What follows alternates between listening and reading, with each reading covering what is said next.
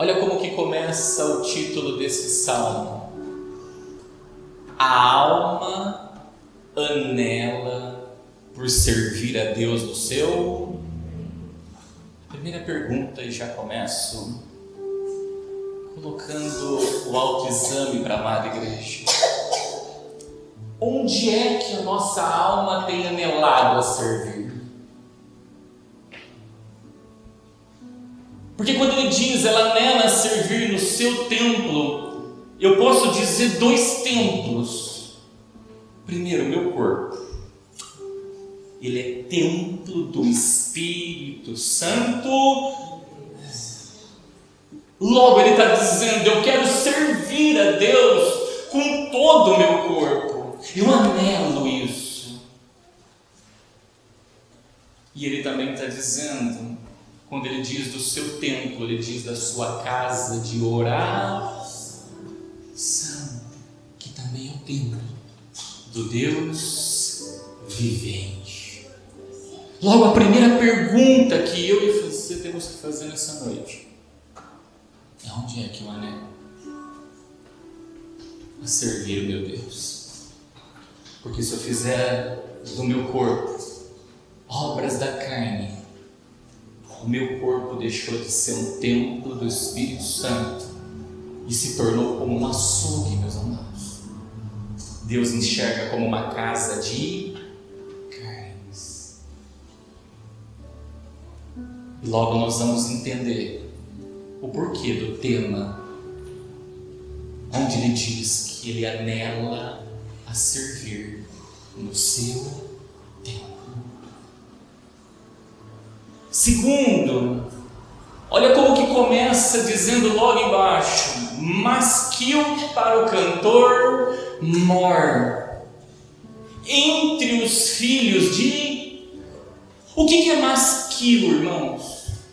A palavra masquil significa instrução para os remanescentes fiéis. O que é o cantor mor?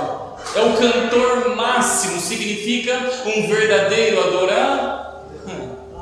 Então ele está dizendo instrução para os verdadeiros adoradores. E aonde que esses verdadeiros adoradores se encontravam? Sudecaia, Andecou, Manai, Decambas, entre os filhos de Corá. Quem eram os filhos de Corá? Os coratitas. Eles eram os filhos do nome que chamava Corá, o Coré, que se rebelou contra Moisés e Arão, e a terra abriu-os para... E Deus está dizendo: ó, quando você estiver no meio de um povo rebelde, quando você estiver no meio de um povo rebelde, que se rebela contra o homem, não, que se rebela contra... Porque Moisés e Arão naquele momento estavam fazendo tudo conforme Deus lhe designaram para fazer. Ele está dizendo, então siga a instrução necessária, faça o que está escrito aqui, porque isso é conduta de um verdadeiro adorador.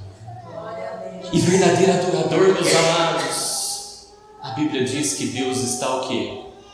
Procurando. Eis que os meus olhos estão sobre toda a terra e buscam os verdadeiros adoradores, que me adoram em espírito e em verdade. Glória a Deus. Por isso masquil, porque masquil significa introdução para os remanescentes fiéis. Sabe quando ele diz remanescentes fiéis? Ele está dizendo, sobrou um pouquinho só. Tem só um pouquinho. Mas esse pouquinho que sobrou, isso aqui vai ser instrução para ti. Ouça, aprendamos com esse salmo, aprendamos com a experiência que esse salmo nos traz. Quando eu paro para meditar nesse salmo, eu me deparo com um homem, o autor dele, vivendo uma situação muito difícil na sua vida. A primeira coisa que eu observo ele vivendo, ele está vivendo um tempo de lágrimas.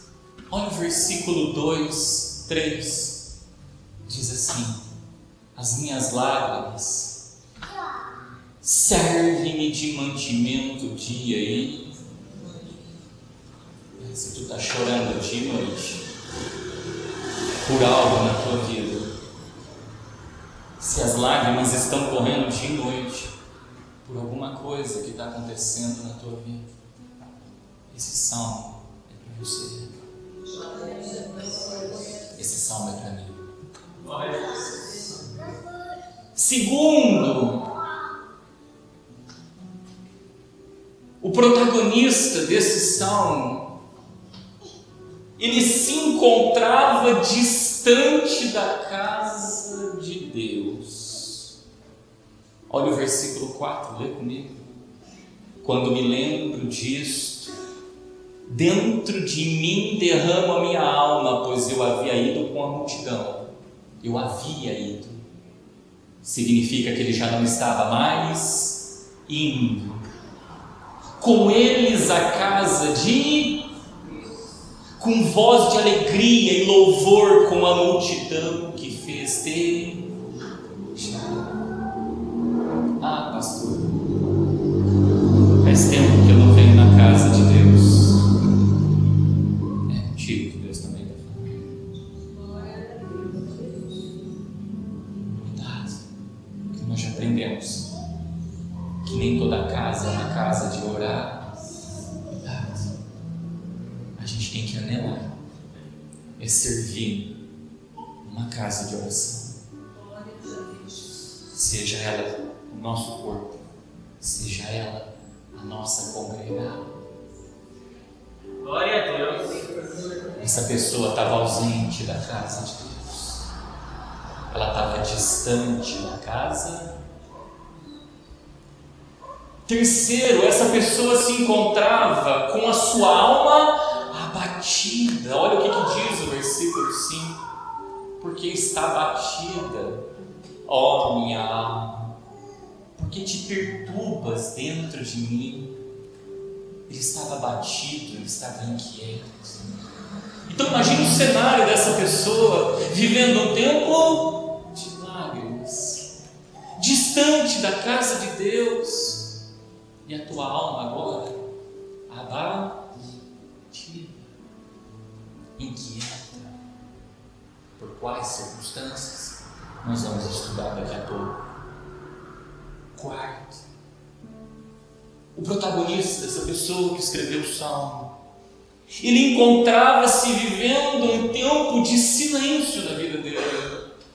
Porque olha o que ele diz no versículo 9: direi a Deus, a minha rocha, por que te esquecestes? Em outras palavras, por que Deus não me responde? Por que já não fala mais comigo? Deus já não me ama mais. Imagine uma pessoa que está chorando de noite, ausente da casa de Deus, abatida, e já não tem mais respostas nas tuas orações. Mas uma palavra eu tenho para ti essa noite. A Bíblia diz que pode uma mãe esquecer do teu filho, todavia jamais esquecerei dele. Glória a Deus. Nós nos esquecemos de Deus, irmãos, mas Deus, Noé, no momento de maior turbulência, onde ali aconteceu tudo que vocês sabem concernentes ao dilúvio, ele ficou lá seus 5 meses. Depois de 5 meses, a Bíblia diz, e Deus se lembrou de Noé. Ele não esquece. Ele não esquece. A Bíblia diz que ele escreve na palma das tuas mãos. É na palma das mãos que ele escreve. Quinto, ele encontrava-se vivendo em um tempo de opressão. Olha o que diz o versículo 9, parte B: porque ando em pranto por causa da opressão do inimigo. Ele estava vendo o inimigo cirandando a vida dele. Ele estava vendo os inimigos cirandando a casa dele. Ele estava vendo o inimigo oprimindo, coagindo. Ele estava vendo o inimigo praticamente o quê? Face a aquilo que ele não via mais diante de Deus. Agora ele estava vendo a opressão do teu, a perseguição, ele sofrendo uma perseguição terrível.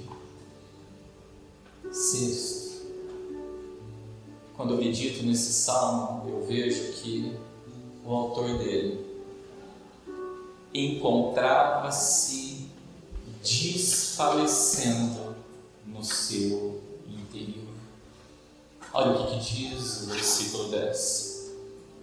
Como com ferida mortal em meus ossos, me afrontam os meus adversários, quando todo dia me dizem: onde está o teu? Olha onde era a ferida mortal, era irmãos, nos ossos. Em outras palavras, no interior dele, ele já estava se tornando um vale de ossos secos. Ele estava quebrado, irmãos, por dentro.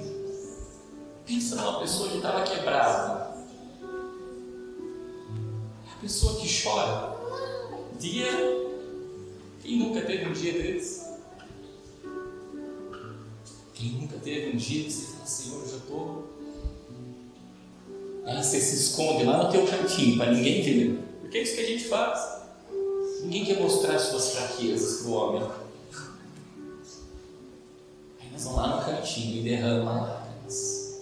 E derrama lágrimas. E derrama lágrimas. Em resumo, olha a realidade do salmista. Primeiro, vivendo um tempo de choro. Segundo, distante da casa de Deus. Terceiro, com a tua alma batida. Quarto, Deus já não responde, vive um tempo de silêncio. Quinto, vivendo uma opressão danada. Sexto, estava quebrado por dentro. Já não estava mais existindo vida dentro de si. Se hoje nós adentramos aqui dentro da casa do Senhor e trazemos conosco algum desses sentimentos, irmãos, atenta-te para a direção que Deus vai dar, porque como nós aprendemos no começo, é uma instrução de Deus para os verdadeiros adoradores se comportam dessa maneira. Amém? Quem está me entendendo, dá glória a Deus. Glória a Deus. Mas a grande pergunta que não me cai quando eu estudei isso: por que o salmista estava vivendo essa situação na vida dele? O que se passava na vida dele? Que ele estava vivendo uma situação tão difícil como essa? E não adianta. Aí você busca estudar quem realmente é o autor desse salmo. Alguns dizem que foram os filhos de Corá. Outros dizem que eram os levitas, que também chamavam-se filhos de Corá, que trabalhavam como porteiros do templo. Nos tempos em que Davi trouxe a arca para Jerusalém, ali ele construiu o tabernáculo. E outros dizem que é o próprio Davi quem escreveu. Quem escreveu, irmãos, não importa. Porque olha o que diz as Escrituras em 2 Timóteo. Tu, porém, permaneça naquilo que aprende e de que foste inteirado, sabendo de quem o tens aprendido, e que desde a tua meninice sabes as Sagradas Escrituras, que podem fazer-te sábio para a salvação pela fé que há em Cristo. Toda a Escritura é divinamente inspirada e proveitosa para ensinar, para redarguir, para corrigir, para instruir em justiça, para que o homem de Deus seja perfeito e perfeitamente instruído em toda boa. Se foi os filhos de Corá, descendente dos coratitas, sejam aqueles que se rebelaram, sejam aqueles que estavam à porta do templo. Se foi Davi, irmãos, não importa. O que importa é se a Escritura ela é divinamente inspirada. E se ela é devidamente inspirada, ela é apta para nos instruir em toda boa. Mas quando eu olho para esse salmo, eu lembro de Davi. Aí você fala, por que então nós vamos estudar?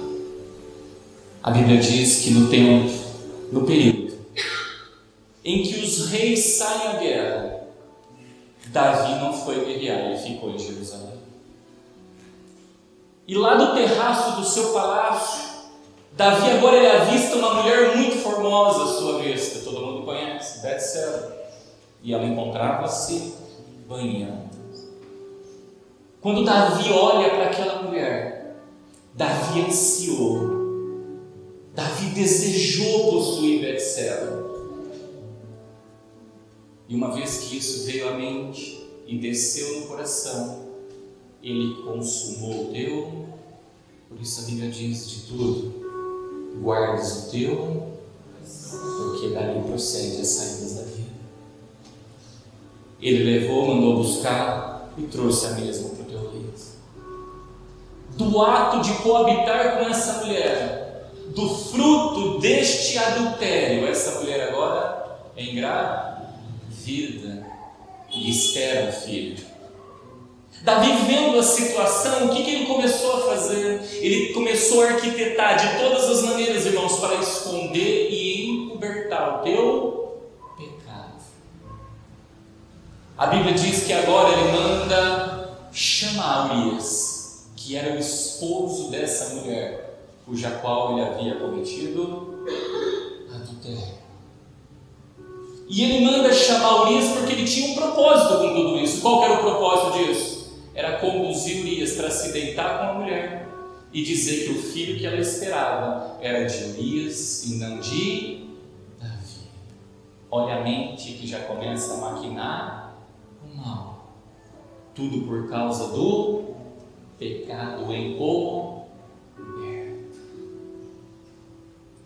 A Bíblia diz, irmãos, que Urias não quis se deitar com sua esposa. Ele veio até o palácio, passou a noite na rua. E ele falou algumas palavrinhas que aquilo ali me chamou a atenção. Aonde ele disse que ele não iria deitar, porque ele era fiel com Davi. Porque ele era fiel com a arca que estava em Jerusalém. Porque ele era fiel com o general Joabe.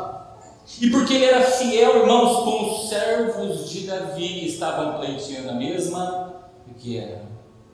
Aí ele disse: eu não posso me comer, beber e gozar com a minha esposa. Quantos, vendo os servos de Deus guerreando, e têm deixado de vir pleitear as guerras do Senhor para comer, beber e gozar com a tua mulher nos momentos de prazer? Em outras palavras, a Bíblia estava dizendo: ei, Davi, eu não sou como você, que no tempo que era de tu guerrear, você ficou dentro de casa comendo, dentro de casa bebendo e se deitando com as suas mulheres. Ele disse uma frase que me marcou, ele disse: pela tua vida e pela vida da tua alma não farei tais coisas. O homem estava pleiteando as guerras de Davi. Davi agora se vê encurralado numa situação, manda uma carta para Joabe, o teu general, e pede para colocar Urias na frente de batalha. Numa batalha que seria a maior peleja que o exército de Israel iria pelejar. Em outras palavras, é como se eu pegasse uma pessoa e colocasse ela na frente de uma obra e falava: vai lá guerrear essa obra. Botei ela na frente de uma peleja e de uma dura a chance dela morrer era muito, e Deus permitiu-nos que ele viesse morrer. O tempo se passa, Só que, como a Bíblia diz, não há nada encoberto que não há de se rever. Deus agora levanta o teu profeta. O nome do teu profeta era Natã. Natã vai e conta uma parábola. Quando Davi ouve aquela parábola, Sudecaia, Ridecom, Manai, Decantas, ele se reveste de justiça, de autoria, porque, irmãos, não tinha ninguém para julgar Israel naquele momento maior do que Davi. Ele era o rei.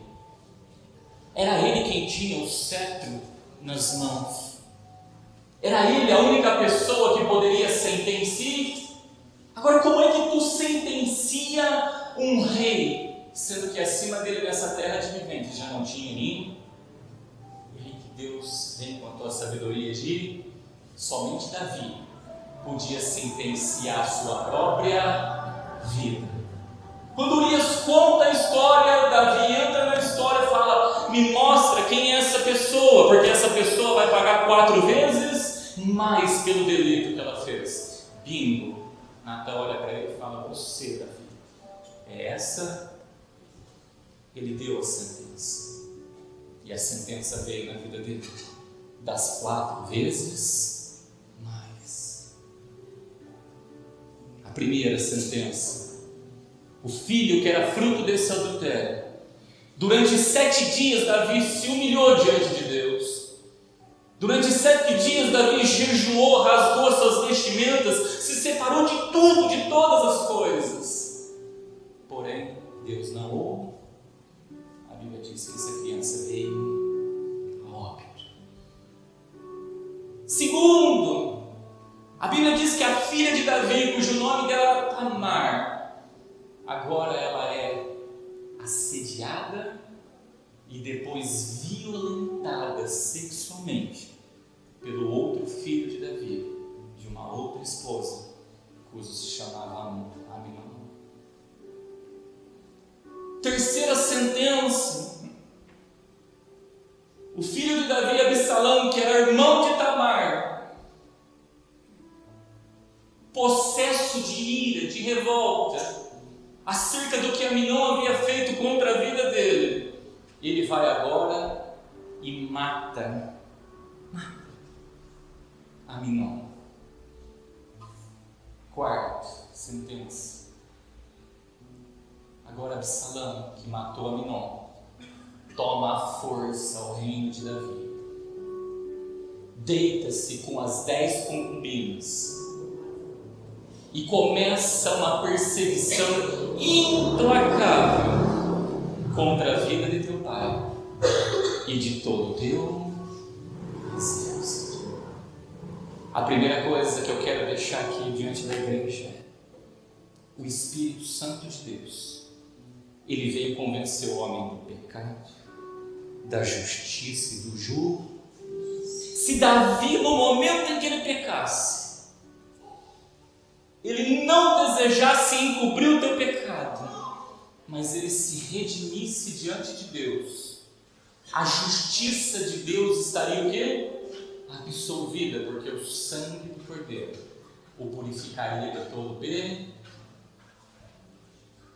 Mas como ele quis encobrir o pecado, como ele quis encobrir o teu adultério, como ele quis encobrir o teu delito sobre a vida dele, Sudecaia, Ridecom, Manai, Decantas, sobreveio a justiça de Deus. E junto com a justiça divina veio a sentença que saiu da própria boca dele. E ele colheu todas essas coisas diante do Senhor. Agora o salmista está diante de Deus, em prantos, longe da casa porque o teu próprio corpo já não é mais templo do Espírito. Agora ele está batido, desanimado, inquieto. Agora ele clama, ele pede: Deus, me socorre. Ele orou pelo filho, Ele jejuou pelo filho. Ele clamou pelo filho com tudo que ele podia entregar para Deus. E ele se ausentou da casa de Deus enquanto era possível ele se unir. E Deus já não ouviu a oração dele. E desceu com a tua justiça. Agora ele olha para dentro e ele vê que ele está o quê? Disfarçando. Tudo porque ele encobriu o seu pecado. Mas Davi era um homem segundo o coração de Deus. E todo homem que é segundo o coração de Deus, ele nunca olha com olhos altivos, ele nunca diz, não, esse negócio não é comigo. Quando o profeta o indagou, ele disse para o profeta, realmente fui eu quem pequei. Eu errei. E naquele momento o profeta foi diante dele e falou, olha, tu não vai morrer, mas a espada não vai sair da tua casa. Por isso que agora nós vamos ver escrevendo algumas coisas muito maravilhosas no Salmo, irmãos. Olha o que diz o versículo de número 8, ele diz assim, diante de todo esse cenário que ele está vivendo. Portanto, lembro-me de ti desde a terra do Jordão, desde os Hermonitas e desde o pequeno. O que é a terra do Jordão? Era lá no Rio Jordão que Jesus foi o quê? Batizado. Era lá no Rio Jordão que João Batista apregoava o batismo. E o que é o batismo? É o nascer das águas. E o que é o nascer das águas, irmãos? É a mudança da mente. É o descobrir aquilo que estava encoberto. Eu estou entendendo, Senhor, o que é que eu fiz de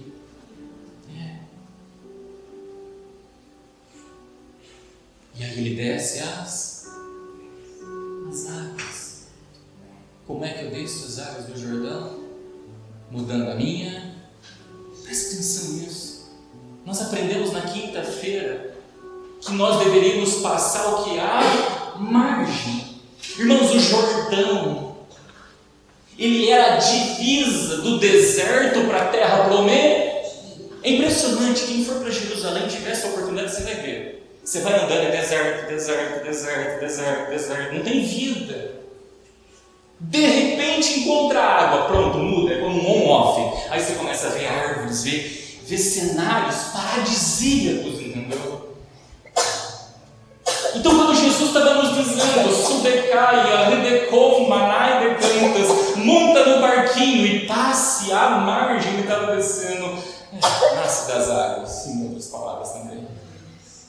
Porque qual é o afluente do mar da Galileia que o barquinho andou? Se você olhar no mapa hidrográfico, quem alimenta o mar da Galileia é o Rio Jordão.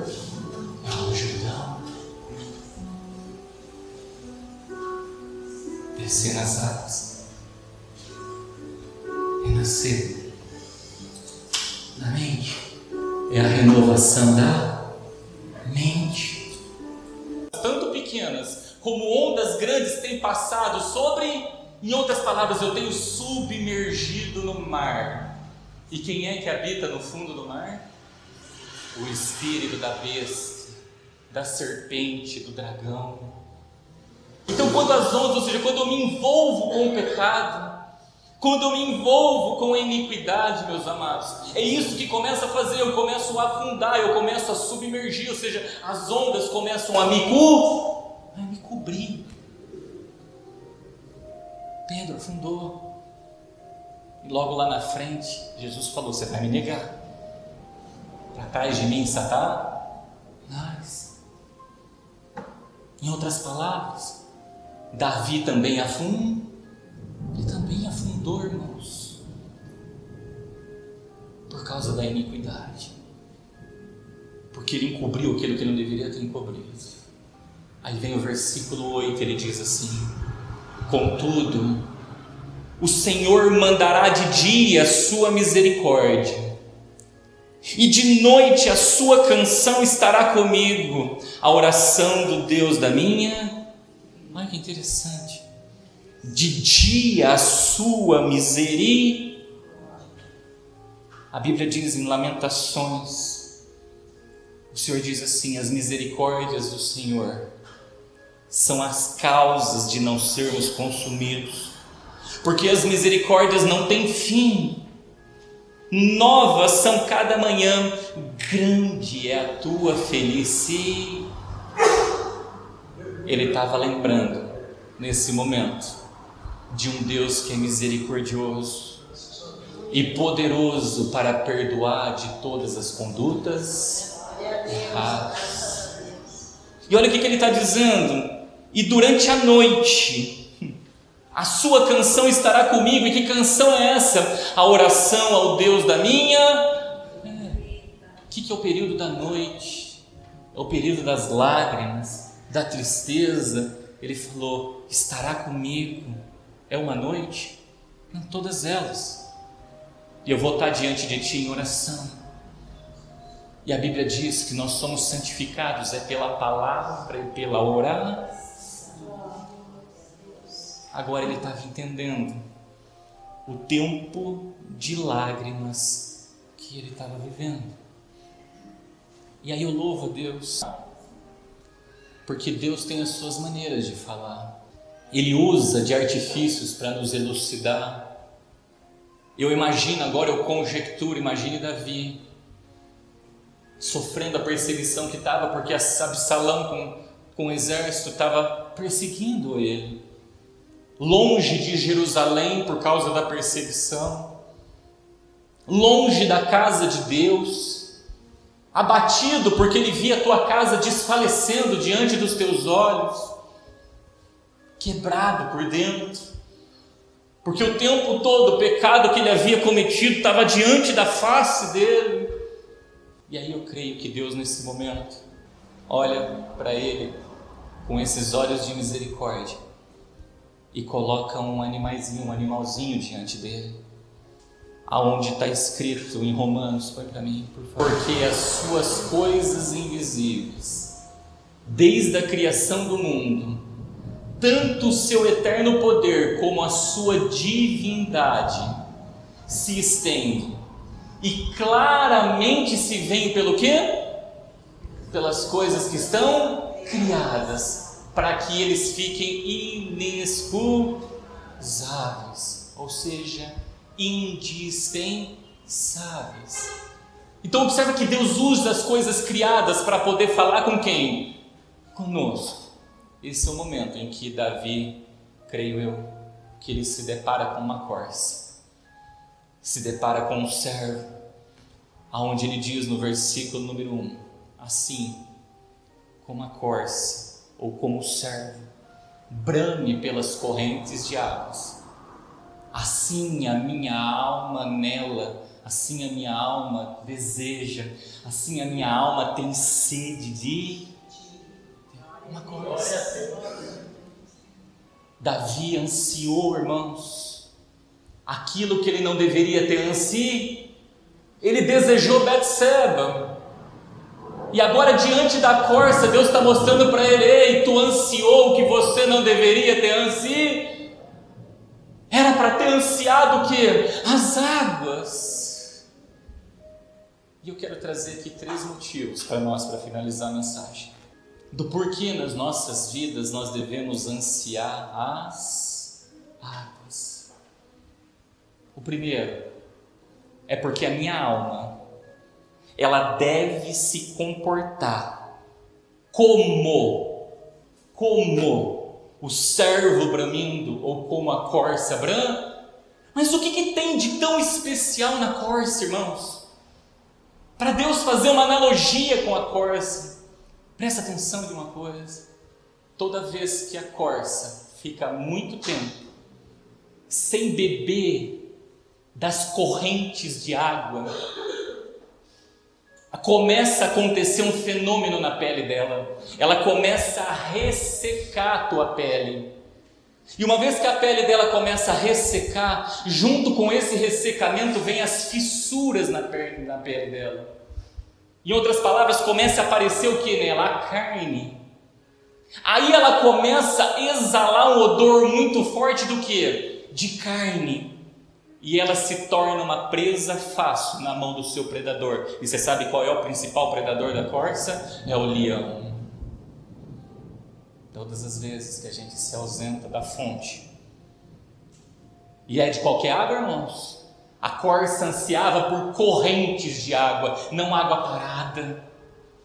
Deus tem negócio com água corrente, com água Simô, do trono do Senhor fluem rios de águas. E o que é isso? É a simbologia da tua. Aquele que tem o Espírito Santo, flui de dentro dele também rios de águas vivas, não mortas, não paradas. Toda vez que nós nos ausentamos de ouvir a palavra, de beber da fonte, irmãos, se prepara, porque assim como a corça, esse é o perfume que nós vamos exalar, o odor do quê? De carne. Davi foi a mesma coisa, quando ele ansiou Betseba. O que estava exalando dele já não era mais as obras do Espírito, mas as obras essa é a verdade, da carne. Segundo, a pele, irmãos, é um simbolismo do que? Da proteção do corpo. Em outras palavras, nós passamos por um processo de ficarmos o que? Desprotegidos, sem o revestimento da palavra de Deus. Quantos já não têm ansiado pelas águas? Ou têm bebido em águas que não devem, que não são águas correntes, não são águas que fluem do trono do Senhor, não são águas que nos fazem seres humanos espirituais, que não nos hidratam, meus amados. Segundo, pensando nesse texto, uma corça tem a sensibilidade de sentir o olfato das águas a grandes distâncias. Deus deu a ela essa sensibilidade. Nós temos essa sensibilidade, irmãos, de saber se aquilo é palavra de Deus ou não é palavra de Deus. Eu trago aqui, deixo aqui para os irmãos 2 exemplos. Presta atenção que nós vamos terminar. 2 exemplos. Certa feita eu fui numa obra e ali manifestou uma moça, uma jovem, manifestou-se de demônios. Quando ela se manifestou de demônios, irmãos, a gente, fomos fazer todo o processo de libertação. Só que para pleitear aquela guerra, a gente teve que tirar aquela jovem. Vocês estão conseguindo me ouvir? A gente teve que tirar aquela jovem daquele lugar, porque aquele lugar era um centro de macumba. Tudo que tinha lá era consagrado para quem? Para os demônios e os seus anjos. Nós trouxemos ela para o nosso campo de guerra. Nesse momento eu coloquei ela dentro do meu carro e levei ela para dentro da casa de oração. No caminho ela manifesta de demônios e é amarrada no carro. A hora que eu estava virando, ela não estava vendo nada, irmãos. No caminho, a hora que eu fui fazer uma conversão numa esquina, tinha um bar aberto. O demônio manifesta atrás, fez assim, ó. Falou, esse cheiro me fortalece. O que acontece dentro de um bar? Bebedices. Olha as obras olha as fissuras nas carnes das pessoas. Olha a questão da sensibilidade para sentir o odor de água. Eu louvo a Deus pela chuva. Certa feita uma irmã contou um sonho para mim. Ela falou, pastor, eu tive um sonho. Nesse sonho eu estava numa rua, eu corria e vinha uma enxurrada de lama atrás de mim, e aquele monte de lama vindo atrás e eu correndo.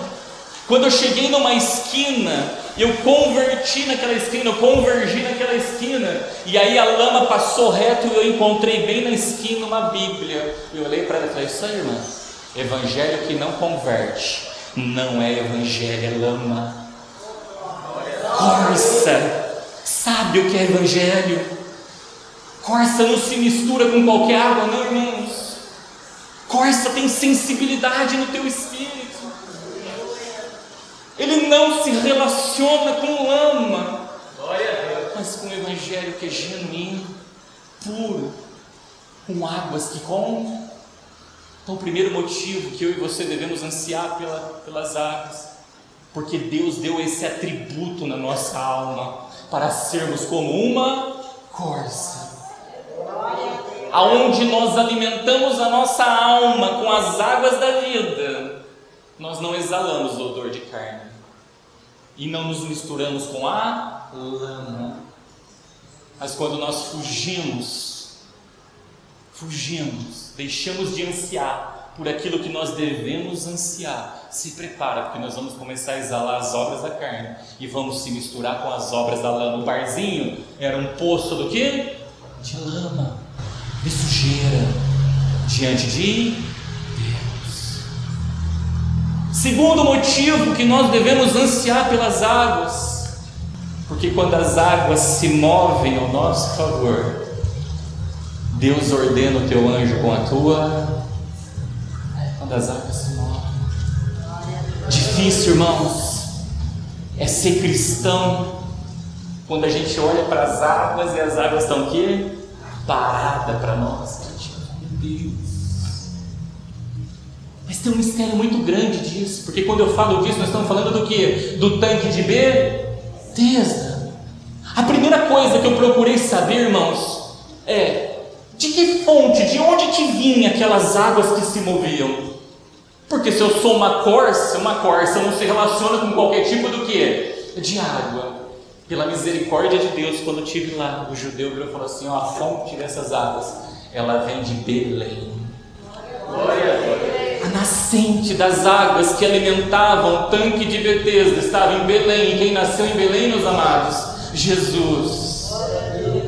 Deus, ele é preciso nos teus acontecimentos. Quando Davi foi edificar a cidade de Jerusalém, a cidade de Jerusalém, ela está sobre um monte. Logo o rio que ele canalizou, que vinha de Belém, que alimentava esse tanque, meus amados, esse rio, ele tinha como um afluente não muito largo, ele era estreito. Esse rio que alimentava não era um rio Amazonas da vida. Logo, pelo fato de ter escassez de água na região, ele fez essa canalização. Só que ele precisava armazenar essas águas. Aí tu vai lá em Jerusalém, ele fez 3 níveis em Jerusalém, onde são 3 comportas, onde essas águas que tem como fonte de Belém, ela enche uma comporta, enche a outra e enche a outra. Para quê? Para armazenar água nos 3 níveis. Quando é que essas águas se movimentavam? Deus, ele usa, ele, o que é aquilo que liga na terra, é ligado aonde? Então, era o anjo que descia ali e movimentava? Ele movimentava quando algo era ligado aonde? Na terra, não tem conversa. Tudo que ligares na terra será ligado no céu. Quando a água lá na 3ª comporta chegava no teu limite, o que eles faziam? Abriam a segunda. A hora que abria a segunda comporta, o anjo agia junto. Aonde um está falando no mundo físico e o outro está mostrando no mundo espiritual. Tá, vocês, mas o que tudo isso tem a ver? Lembra dos 3 níveis? A arca tinha o quê? 3 andares. Perfeito. A arca tinha 3 andares. Dentro do tabernáculo nós temos 3 níveis: átrio, lugar santo e o santíssimo. Daniel orou. O que Deus fez? Pronto, a primeira comporta abriu, a água desceu, só que ela ficou retida onde? Na segunda.